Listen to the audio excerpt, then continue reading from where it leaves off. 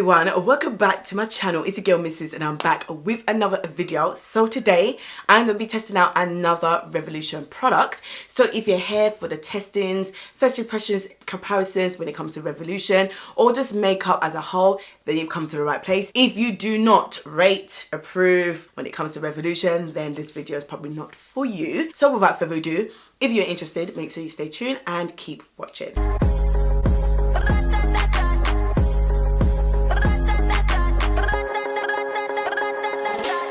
We have got the product, and not only we're going to be testing it out for the first time, I'm actually going to compare it with the Mercier translucent powder.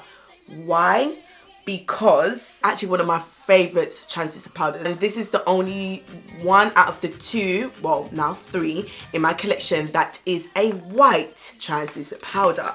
So when I saw this one, which is white, I thought, because I'm always afraid to get like white translucent powders from drugstore affordable brands because I don't want no flashback, I don't want no ashiness, I don't want none of that. So I was really intrigued and I thought just to test it out and to compare it. I'm not gonna lie, the claims are not exactly the same, but they're near enough, you know, so we're just gonna see. So this is finely milled, weightless, flawless, invincible powder, micro refined, soft focus, light reflecting particles, blurs imperfection, doesn't cake, doesn't crease into your smile lines or wrinkles or fine lines or anything like that. By the way, this retails for like £32, it says on Cult Beauty.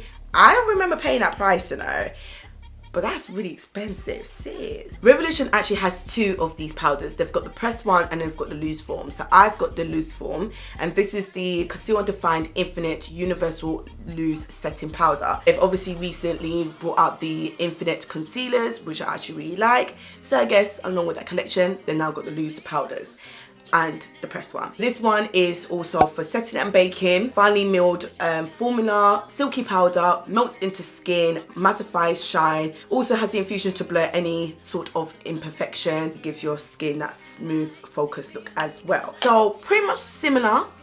Huge difference with price point. The Revolution one actually retails for £8. Like I said, Mercier retails for £32. Mercier has 1.0 ounce of product, 29 grams, where this one has 5 grams of product and that is 0.17 ounces. So huge difference. I am going to apply my concealer because as you can see by my face, I've already got my foundation and my brows on, which is not looking that flaky, but it is what it is. I'm just going to use the Infinite Concealer from Revolution, and this is the shade C12.5. Again, when it comes to translucent powders, I do have normal to dry skin. I don't really typically get dry under my eye areas. Luckily, in this video, I'm actually 100% normal, and I do have very fine distinctive creases. Like my lids, you can probably see on my lids now where the concealer's already creasing. Like I've just got creases for days. It's an absolute joke. And also under my eye area as well. I'm not gonna lie, no matter how good a powder is and a concealer is as a concussion together, I will definitely experience minimal creasing depending on how good the products work on my skin. So that's the packaging, like so. It's so small. Ooh. Did you not see that? You saw that. Don't lie, you saw that. So it's got the little filter thing here, which reminds me of the Huda Beauty, like a net.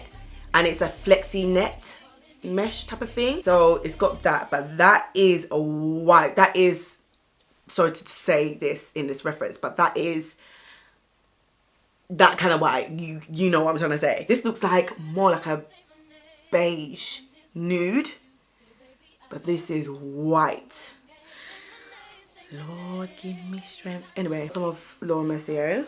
Just gonna apply that.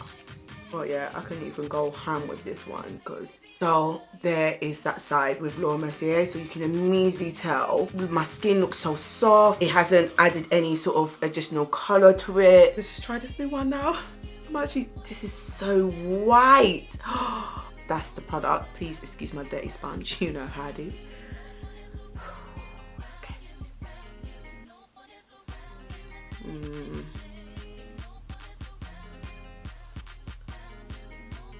Okay. Ooh. That is the side with Revolution. That's the side of Laura Mercier. I feel like this has added some colour on my skin. That looks really soft. It looks mattifying, but it still looks like I've got life in my skin. I feel like this is more of a cast, like a white cast colouring. I can tell I've got a powder on my face. Maybe if I didn't do a side by side, I probably wouldn't notice that as much. So I don't know. I'm gonna do the rest of my face off camera, and then I will get back to you guys with my final opinions later. Could you imagine? I was talking until there was no tomorrow, and I wasn't even recording. Lovely, absolutely lovely. I've had this on my face for a few hours, so I've pretty much been testing it out, seeing how I feel, what it looks like in different light, different mirrors and different angles, and I definitely kind of somewhat know how I feel about these products. So I'm not going to speak much about the Laura Mercier one because I have a dedicated video to this product, which I filmed years ago, and sometimes when I watch back I'm like, oh, cringe, quality, everything, dead. But if you are intrigued, I will leave it in the cards and also in the description box below. But I love this product. It works really well. I literally have no complaints about this product whatsoever. So this is literally my OG. With the pros of this product, I actually really do like the packaging. I like the fact that it's slim, it's nifty, it's compact, and it's definitely travel size friendly. Now in terms of the inside of it, I somewhat like the net because where it's not such a big net in comparison to the Huda Beauty, I feel like I can have a little bit more control with this product. Overall, I think the packaging is actually quite decent for an £8 product. In terms of the performance of the product itself, I would say, surprisingly enough, I'm actually quite pleasantly pleased that it has pretty much stuck to their claims. It has given me that soft blur focus. It's pretty much smoothed out my skin. It hasn't really settled into my fine lines, just a little bit under my eye area, but like I said at the beginning of the video, that is quite typical. Mattified my face, it's set my makeup into place, nothing's pretty much moved or budged, and I'm actually pleasantly surprised and pleased about that. However, this is when I feel a little bit conflicted because I've noticed that the little amount of product that I've applied on my face, in comparison how heavy-handed I am, I feel like this has the tendency to dry out my skin, and I don't really like that feeling because with the Laura Mercier one, regardless dry, natural, normal, whatever it is, I can go as ham, even bake with this powder, and I know that I won't feel or look dry, where with this one I can slightly tell it would give me that issues, and I didn't even bake. The other issue I have about this powder itself, it's very airy. I know that's probably not the correct terminology, but you could probably see if a little shift of a little movement, it's literally just blows everywhere, where with this one, even though it's finely milled, it doesn't have the tendency to do that because the product itself is actually quite dense, but it's soft and light at the same time. It's so weird how to explain this. Now, the color. I don't really like the color white. This white is on an extreme level. This one is more of a soft nude,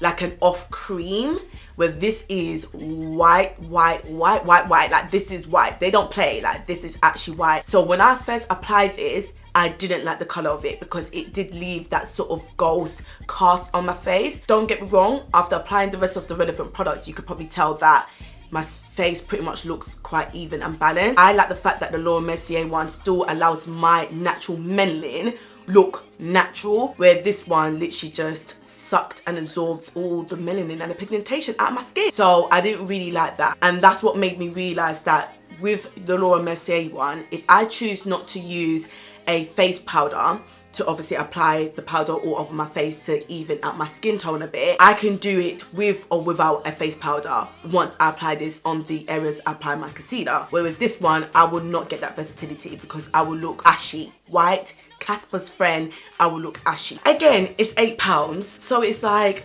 what do I really expect? Did I expect more? I don't know. I don't love the product. I don't hate it. Would I buy it again? No. Would I miss it once it's finished? No. I will use it, you know, I spent my money on it, I will use it, but it's something that I would not miss once it's finished, and that's if I personally finish it anyway, so you know. That is the end of the video, guys. I hope you really enjoyed it and I hope it was actually useful. I also leave my foundation references in the description box below, and including any other videos that may be relevant to this video. If you like this video, make sure you give it a huge thumbs up. That helps me out a lot. I really do appreciate the ones that thumbs up my videos and leave comments down below. You guys let me know, what do you lot think? Make sure you do subscribe, put on your post notifications on, make sure you click onto all, because I do post 3 times a week with a mixture of lifestyle vlogs and makeup content. Follow me on the Instagram is Mrs. Sydz, so if you don't know, now you know. And I hope to see you guys in my next video.